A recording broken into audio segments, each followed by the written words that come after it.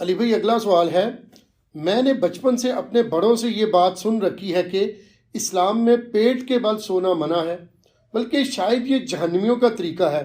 اس حوالے سے اگر کوئی آیت یا صحیح حدیث ہو تو پلیز ضرور بیان کرو۔ دیکھیں جی، بڑے بزرگوں سے جو کچھ آپ نے بچپن سے سن رکھا ہے سب کچھ ہی غلط نہیں ہے، کچھ ٹھیک بھی ہے۔ ظاہر ہے ان کو ہر بات ہی تو غلط نہیں بتائی گئی تھی، صحیح باتیں بھی بتائی گئی تھی۔ تو انہی صحیح باتوں میں سے ایک یہ بات بھی ہے کہ پیٹ کے بل سونا گناہ ہے، اللہ کی نافرمانی ہے۔ سنن نبی داؤد میں حدیث ہے، ایک صحابی تھے اصحاب صفہ میں سے، سیدنا قیس غفاری، وہ کہتے ہیں کہ میں مسجد نبوی میں لیٹا ہوا تھا، پیٹ کے بل میرے سینے میں تکلیف تھی، تو اس کی وجہ سے میں پیٹ کے بل لیٹا ہوا تھا، تو ایک شخص آیا اور اس نے میرے پاؤں پہ آ کے اپنے پاؤں سے ہلکی سی ٹھوکر ماری متوجہ کرنے کے لیے، اور کہا کہ پیٹ کے بل مت لیٹو، یہ اللہ کی نافرمانی ہے۔ تو وہ کہتے ہیں میں نے جب مڑ کے دیکھا تو وہ اللہ کے نبی علیہ السلام تھے۔ تو اس سے جو لیٹا ہوا شخص ہے اس کو اٹھانے کا طریقہ بھی پتہ چل گیا کہ آپ اس کے پاؤں پہ پاؤں، ویسے بھی کوئی سویا ہوا شخص زمین پہ سویا اور آپ آ کے، یہ نہیں ہے کہ اس کے پاؤں کو یوں ہلائیں گے، ٹھیک ہے، اس کو آپ پاؤں سے زور سے بھی نہیں مارنا، یہ نہ ہو کہ اکرام مسلم کر دے آپ کا اٹھتے ہی، آرام سے اسے پاؤں سے پاؤں ہلائیں اور اس کو یوں اٹھائیں۔ اسی کو سپورٹیو ایک اور حدیث ہے، اس میں تو الفاظ ہے نافرمانی۔ سنن ابن ماجہ میں ایک حدیث ہے، حضرت ابو ذر غفاری کہتے ہیں کہ میں ایک دفعہ پیٹ کے بل لیٹا ہوا تھا، تو ایک شخص آیا اور اس نے اپنے پاؤں سے میرے پاؤں پہ ہلکی سی ٹھوکر لگائی اور مجھے کہا کہ اٹھ جاؤ، یہ جہنمیوں کا طریقہ ہے۔ تو کہتے ہیں میں نے پلٹ کے دیکھا تو وہ اللہ کے نبی علیہ السلام تھے۔ تو ان دونوں حدیث سے پتہ چلا کہ یہ جہنمیوں کا طریقہ بھی ہے اور گناہ بھی ہے۔ جہنمیوں کا طریقہ اس اعتبار سے بھی ہے کہ انہیں اوندھا منہ کر کے جہنم میں ڈالا جائے گا، اس اعتبار سے بھی ہے کہ جہنمیوں کو جب یعنی جہنم میں مار پیٹ کی جائے گی، تو جس طرح یہاں پہ بھی آپ دیکھتے ہیں نا کہ تھانے میں بھی الٹا لٹا کے پیٹ کے بل ان کی پٹائی کرتے ہیں، تو جہنمیوں کو بھی الٹا پیٹ کے بل لٹا کے ان کی پٹائی کی جائے گی، والعیاذ باللہ تعالی۔ اللہم لا تجعلنا منہم، اللہم اجرنا من النار، اللہم انی اعوذ بک من عذاب جہنم، آمین۔ تو اس اعتبار سے اسے جہنمیوں کا بھی طریقہ کہا گیا، اور اللہ کی نافرمانی تو بہرحال اس کے اندر ہے ہی ہے۔ باقی کئی ایک چیزیں ہیں جن کے اوپر ریسٹرکشن ہے شریعت میں۔ اس حوالے سے ایک اور سوال بھی پوچھا جاتا ہے، وہ کہتے ہیں نہیں، صحیح مسلم میں ایک حدیث ہے کہ نبی علیہ السلام نے کہا کہ کوئی شخص زمین پہ ایسا چت نہ لیٹے کہ اس نے ایک ٹانگ کے اوپر دوسری ٹانگ رکھی ہوئی ہو۔ حالانکہ ہم میں سے اکثر لوگ ایسے لیٹ جاتے ہیں کہ سیدھا لیٹے اور ٹانگ پہ ٹانگ رکھی، ریلیکس ہو جاتا ہے نا بندہ تھوڑا سا۔ تو مسلم شریف میں حدیث ہے کہ اس طرح لیٹنے سے نبی علیہ السلام نے منع فرمایا۔ اگلے دن بھی ایک بھائی نے مجھ سے رابطہ کیا اور انہوں نے کہا کہ میں نے مشکات میں بھی یہ حدیث پڑھ لی ہے۔ تو پھر میں نے ان کو بتایا یہ حدیث جو ہے یہ منسوخ ہے، یا کسی اسپیسیفک کنڈیشن کے لیے، کیونکہ بخاری اور مسلم دونوں میں حدیث ہے کہ نبی صلی اللہ علیہ وآلہ وسلم کو ایک صحابی کہتے ہیں میں نے اس حال میں لیٹے ہوئے دیکھا کہ آپ علیہ السلام نے چت لیٹے ہوئے تھے اور اپنی دائیں ٹانگ اپنی بائیں ٹانگ کے اوپر یوں رکھی ہوئی تھی۔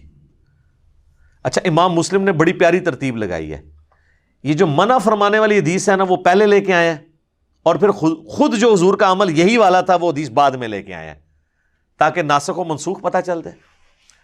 دوسرا، یہ منسوخ اگر نہ بھی ہو نا، ایک اسپیسیفک کنڈیشن کے بارے میں ہے، وہ مسلم شریف میں یہ الفاظ ہیں اس حدیث کے اندر جس میں منع کیا گیا ہے۔ اس میں نبی علیہ السلام نے فرمایا کہ جو کوئی شخص ایک کپڑے میں لپٹا ہوا ہے نا تو وہ احتبا کی حالت میں نہ بیٹھے گوٹھ مار کے، یعنی دونوں گھٹنے کھڑے کر کے اور یوں اس کو گھٹنوں کو پکڑ لینا، تو ایک کپڑے میں اس کا ستر کھلنے کا اندیشہ ہے، اور نہ وہ اس حالت میں زمین پہ اس طرح لیٹے کہ وہ ایک ٹانگ پہ دوسری ٹانگ رکھے۔ اگر آپ نے کپڑے اس طرح کے پہنے ہوئے ہیں کہ جو ایک چادر میں آپ لپٹے ہوئے ہیں تو اس میں آپ جب یوں کریں گے تو آپ کی بے پردگی ہونے کے چانس ہیں۔ پینٹ میں یا ٹراؤزر میں یا شلوار میں اگر کوئی شخص یوں کرتا ہے تو اس کی بے پردگی کے چانس نہیں ہوں گے۔ تو یہ اسپیسیفکلی اس چیز کے بارے میں ہے، آپ دیکھیں اس لیول تک ڈیٹیل چیزیں بتائی گئی ہیں۔ سنن نبی داؤد میں حدیث ہے، نبی علیہ السلام نے فرمایا اگر تم میں سے کوئی کسی سایہ دار چیز کے نیچے بیٹھا ہے نا اور تھوڑی دیر بعد وہاں پہ دھوپ آ گئی ہے تو وہاں سے اٹھ جاؤ، آدھی دھوپ اور آدھے چھاؤں میں مت بیٹھو۔ سائنٹیفکلی بھی یہ چیز ظاہر ہے وہ ایک تھرمل ڈفرنس تو ٹیمپریچر کا کریٹ ہو جائے گا نا. یا مکمل دھوپ میں آ کے بیٹھو یا مکمل چھاؤں میں بیٹھو, درمیان میں نہ بیٹھو. اسی طریقے سے ابو داؤد میں حدیث ہے کہ کوئی شخص کسی ایسی چھت کے اوپر نہ سوئے جس کے گرد پردے نہ لگے ہوئے ہوں. رات کو بندہ نیند میں اٹھے تو گر سکتا ہے. بعض لوگوں کو سوتے ہوئے چلنے کی بھی عادت ہوتی ہے, سوتے ہوئے چلنے کی عادت نہ بھی ہو.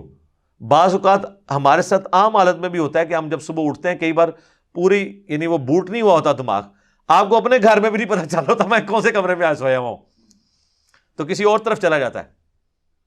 اور کئی لوگ سیڑھیوں سے اپنی گر گئے ہیں, گئے باتھ روم تھے لیکن وہ دوسرے راستے پہ سیڑھیوں سے نیچے جا کے گر گئے ہیں, نہیں پتہ چلا ان کو. ہو جاتا ہے ایسے.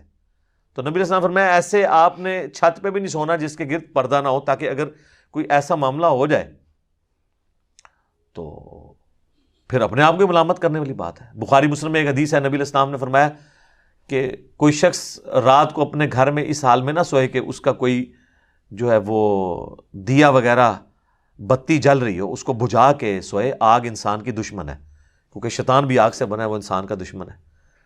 اور اسی حدیث میں موجود ہے کہ مدینہ شریف میں ایک گھر تھا جو رات کو یہ دیا جلاتے ہوئے سو گئے, تو رات کے وقت چوہا آیا تو وہ بتی کو لے گیا اپنے ساتھ, اور پورے گھر کو آگ لگ گئی. کیونکہ وہ تیل ہوتا تھا, مٹی کا تیل تو ہوتا نہیں تھا, وہ تو چوہا تو ظاہر پیے تو مر جائے. اس زمانے میں تو کھانے والا تیل ہی جلانے کے لیے بھی استعمال ہوتا تھا. امیر لوگ زیتون استعمال کرتے تھے, غریب لوگ اور تیل استعمال کر لیتے تھے.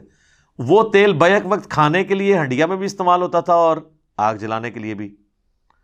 تیل تو بعد میں دریافت ہوا ہے, پہلے تو یہ مٹی اور زمین کا پیٹرول تو نہیں تھا نا, ٹھیک ہے نا. یہ تو اللہ نے دنیا بقدر ایفرٹ رکھی ہے, ورنہ کسی بزرگ نے جب نگاہ مارتے تھے ساتوں زمینیں کراس کرتی تھی تو تیل بھی کراس نہ ہوتا. یہ تو سر ایڈون نے پنسلوینیا میں تیل کا کنواں جو ہے 18ویں صدی کے اندر آ کے, بلکہ 1800 کچھ کے اندر آ کے دریافت کی ہے. وہ بھی حادثاتی طور پہ, وہ تیل کا پہلا کنواں ابھی بھی موجود ہے 19ویں میں ہی آ کے آپ سمجھ لیں 1800 کچھ کے اندر. تو وہ یہ تیل ڈیفرنٹ ہے جو آج کل ہم لالٹین میں کبھی استعمال کر لیں یا کوئی چلانے کے لیے. تو نبی علیہ السلام نے وہ بھی منع فرما دیا, اور آج بھی آپ دیکھ لیں اس کی ماڈرن فارم. آئے دن سردیوں میں ہر دفعہ ٹی وی پہ خبریں آتی ہیں کہ وہ گیس کا ہیٹر چلتے ہوئے چھوڑ دیا, پیچھے سے گیس چلی گئی, جب وہ واپس آئی تو وہ ظاہر ہے وہ بہت مہنگے ہیٹر ہوتے ہیں جو آٹومیٹکلی آف ہوتے ہیں, گیس آئی بندے مر گئے. اور کئی جگہ تو دم گھٹنے سے مر جاتے ہیں کہ وہ انگیٹھی جلائی ہوئی ہوتی ہے اور وہاں پہ آکسیجن اتنی ختم ہو جاتی ہے کہ رات کو سوئے بھی سو جاتے ہیں. تو اس اعتبار سے یعنی ہمیں شریعت میں پابندیاں بتائی گئی ہیں. البتہ نبی علیہ السلام نے کچھ بیٹھنے کے جو طریقے اڈاپٹ کیے ہیں فی نفسی ان میں کوئی خرابی نہیں. جیسے میں نے احتبا کا بتایا کہ یہ گوٹھ مار کے بیٹھنا, یعنی 2 گھٹنوں کو کھڑا کر کے یوں, یہ ایک چادر میں بیٹھنے سے تو منع فرمایا. لیکن صحیح بخاری میں موجود ہے کہ حضرت عبداللہ ابن عمر کہتے ہیں کہ میں نے خانہ کعبہ شریف کے سین میں حضور علیہ السلام کو کئی دفعہ اس طریقے سے بیٹھے ہوئے دیکھا ہے. یہ سنت ہے بیٹھنا, لیکن خطبے جمعہ میں نہیں بیٹھ سکتے. وہ ابو داؤد میں حدیث ہے کہ کوئی شخص خطبے جمعے کی تقریر کے دوران احتبا کی حالت میں نہ بیٹھے, کیونکہ یہ ریلیکس کرنے والی پوزیشن ہے, آپ کو نیند آ جائے گی.